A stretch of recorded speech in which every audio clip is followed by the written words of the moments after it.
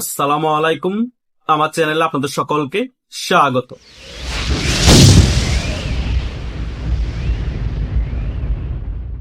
গত এক মাস ধরেই বাংলাদেশের মধ্যে তোলপাড় সৃষ্টি করে রেখেছে বাংলাদেশ আওয়ামী লীগের নেতাকর্মীরা।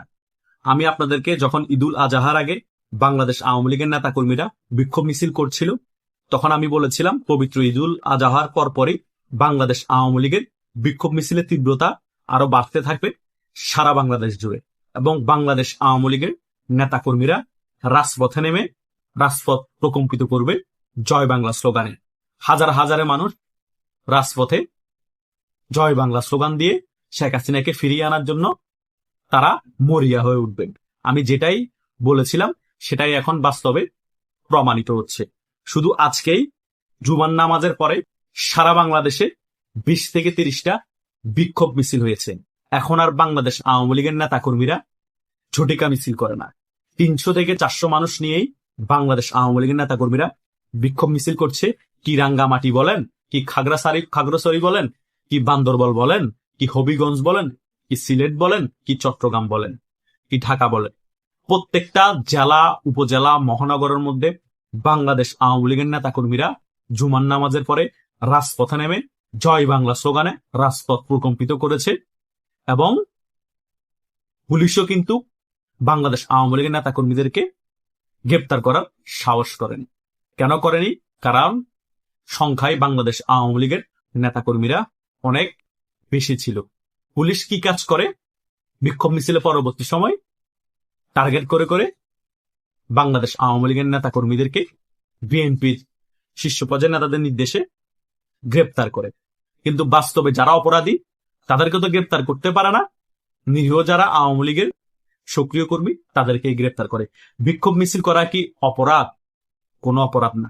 বাংলাদেশ আওয়ামী লীগের নেতাকর্মীরা বিক্ষোভ মিছিল করে কি জনদুর্ভোগ করছে নাকি জানমালের ক্ষতি করছে? কেন নিরীহ কর্মীদেরকে পুলিশ গ্রেপ্তার করবে? এটা কোন রকমে আমরা মেনে নিতে পারছি না। তীব্র প্রতিবাদ জানাচ্ছি। যতই গ্রেপ্তার করা হচ্ছে ততই বাংলাদেশ আওয়ামী লীগের বিক্ষোভ মিছিলের সারি বড় হচ্ছে, ততই বিক্ষোভ মিছিল বাড়ছে, ততই তীব্রতা বাড়ছে। আমি সবসময় বলেছি এত বড় রাজনৈতিক দলকে কখনোই কোণঠাসা করে দমিয়ে রাখা যাবে না। যতই বেশি চাপ প্রয়োগ করা হবে, যতই বেশি কোণঠাসা করার চেষ্টা করা হবে, যতই বেশি গ্রেপ্তার জেল জুলুমের শিকার করা হবে, ততই বেশি আন্দোলন সংগ্রামের তীব্রতা বাড়বে। কারণ যে সকল আওয়ামী লীগের নেতা কর্মীরা আছে, যে সকল নিরীহ কর্মীরা আছে, তারা কখনোই জেল খাটেনি, তারা কখনোই অপরাধের সাথে যুক্ত ছিল না। তাদেরকেও যদি আপনারা জেলের মধ্যে প্রেরণ করেন, তাদের তখন সাহস বেড়ে যায়। তারা যখন জেল থেকে বাইরে হওয়ার পর তারা তখন আর ভয় পায় না। তারা চিন্তা করে হয়তো এসপার না হয় ওসপার, কিছু না করেও যখন জেল খেটেছি, এবার দলের জন্য রাজপথে নেমে আন্দোলন সংগ্রাম করে আবার জেল খাটবো, কি হবে? হয়তো বাঁচবো না হয় মরবো। এভাবে করে করে আওয়ামী লীগের নিরীহ নেতা কর্মীদেরকে আরো সাহসী বানিয়ে তুলছেন এবং আপনাদের যে পতন অনিবার্য সেটাও কনফার্ম করে ফেলছে। এটাই হচ্ছে বাস্তবতা। জেল জুলুম দিয়ে কখনো আওয়ামী লীগের মতো এত বড় মতাদর্শকে দমিয়ে রাখা কখনোই সম্ভব না। এটা শুধু আমি বলি না, এটা বড় বড় ইউটিউবার যারা আছে, বড় বড় টকশো আলোচক যারা আছে, তারাও সবসময় বলে। কথা বুঝতে পেরেছেন? এটা আমি সবসময় কথাটা বলবো। যতই জেল জুলুম এর শিকার হবে আওয়ামী লীগ নেতা কর্মীরা, ততই আওয়ামী লীগ শক্তিশালী হবে, ততই আওয়ামী লীগের নিরীহ কর্মীরা সাহসী হবে, ততই রাজপথ আওয়ামী লীগ দখল নিতে পারবে তাড়াতাড়ি। এটাই হচ্ছে বাস্তবতা। প্রত্যেক জুমার পরপরই বাংলাদেশ আওয়ামী লীগ সারা বাংলাদেশে বিক্ষোভ মিছিল করে জানান দিচ্ছে বাংলাদেশ আওয়ামী লীগ ফুরিয়ে যায়নি। বাংলাদেশ আওয়ামী লীগ আবারও সংগঠিত হচ্ছে। বাংলাদেশ আওয়ামী লীগ আবারও লগি বইটা আন্দোলনের প্রস্তুতি নিচ্ছে। বাংলাদেশ আওয়ামী লীগ শেখ হাসিনাকে ফিরিয়ে আনার জন্য আবারও বাংলাদেশের রাজপথ দখলের জন্য প্রস্তুত হচ্ছে। প্রত্যেকটা জেলা উপজেলার মধ্যে এখন কাফনের কাপড় পরে মিছিল করছে, লগি বইটা নিয়ে মিছিল করছে। এটা কি জানান দিচ্ছে? এটা সরকারকে কি বার্তা দিচ্ছে? এটা বার্তা দিচ্ছে আমরা আবারও 2006 সালের মতো লগি বইটা আন্দোলনের প্রস্তুতি নিচ্ছি। আমরা মৃত্যুকে ভয় পাই না, আমরা জেল জুলুমকে ভয় পাই না।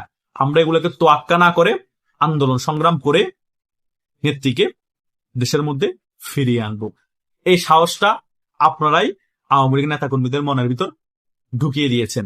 কারণ আপনারা যে পরিমাণ 5 আগস্ট পরবর্তী সময় আওয়ামী লীগ নেতা কর্মীদেরকে দমন নিপীড়ন করেছেন, গুম হত্যা করেছেন, তারা বুঝতে পেরেছে চুপচাপ হয়ে যদি এভাবে বসে থাকি আবারও জেল জুলুমের শিকার হতে হবে, গুম হত্যার শিকার হতে হবে, ঘরে থাকতে পারবো না।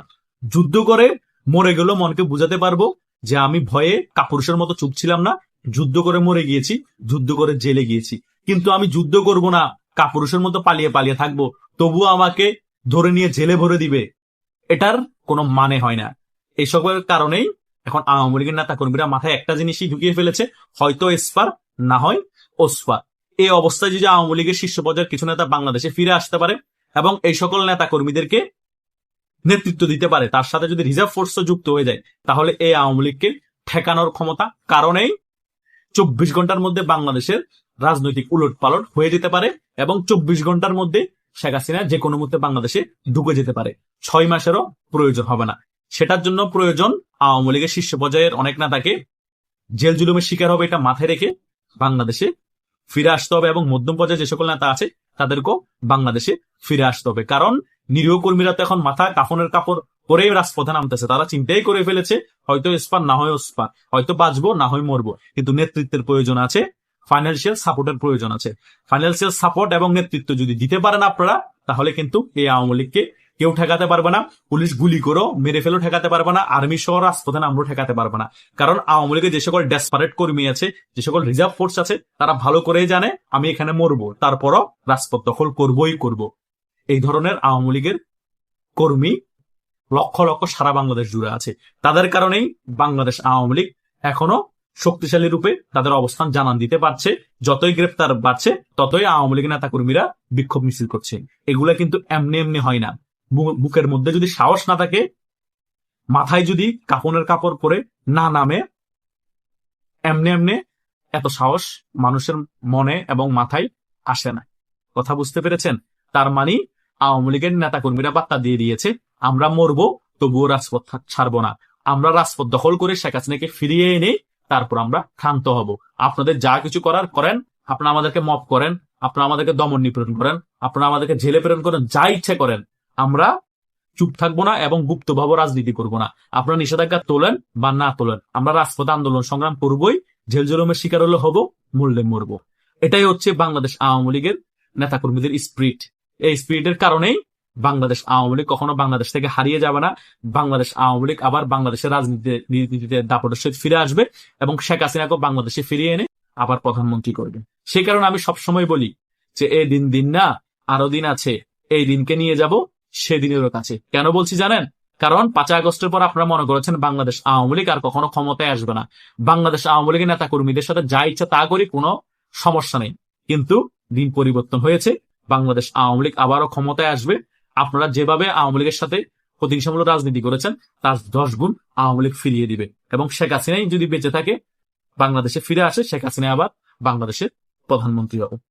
আশা করছি আমি যে সকল বিষয়গুলো এই ভিডিওতে ক্লিয়ার করতে চেয়েছি এবং বুঝাতে চেয়েছি, আপনারা মোটামুটি বিষয়গুলো ক্লিয়ারলি বুঝতে পেরেছেন। তবুও যদি কোনো কনফিউশন থাকে, এই ভিডিওর কমেন্ট বক্স আছে, সেখানে কমেন্ট করতে পারেন। ধন্যবাদ সকলকে।